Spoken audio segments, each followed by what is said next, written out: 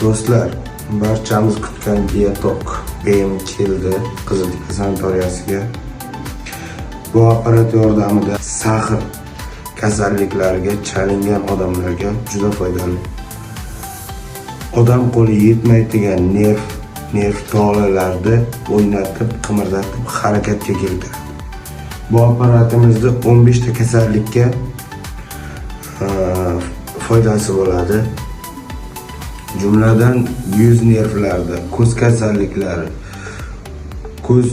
yuz shamollashlari, ko'zlarning pirpirashi, sag'ir, bo'g'imlarda qotib qolishlar 15 ta funksiyasi bo'ladi.